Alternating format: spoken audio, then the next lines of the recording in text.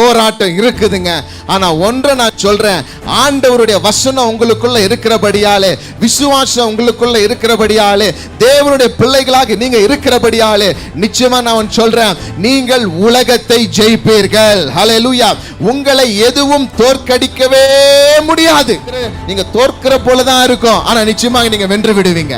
ஹல்லேலூயா. யோசேப்பு வாழ்க்கையில அவனுடைய தரிசனத்துக்கு விரோதமாக தான் அநேக காரியங்கள், அநேக கிரியைகள் நடந்து கொண்டு இருந்தது.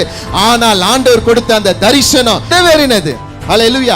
உங்க வாழ்க்கையில சில நேரங்களில் தோக்குறது போல இருக்கும், நீங்க இழந்ததை போல இருக்கும். ஒன்றுமில்லாத நேரத்துல நீங்க எல்லாவற்றையும் இழந்தது போல நீங்க காணப்படலாம், தனிமையில நீங்க காணப்படலாம். ஹல்லேலூயா. ஆனால் அவைகள் உங்களுடைய ஆசீர்வாதத்துக்கு விரோதமாக எழும்பினாலும் ஆண்டவர் ஒரு திட்டத்தை வைத்திருக்கிறார் பாருங்க. அந்த திட்டம் தான் உங்க வாழ்க்கையில நிறைவேறும். வெற்றியை நீங்க காண்பீங்க. ஹல்லேலூயா.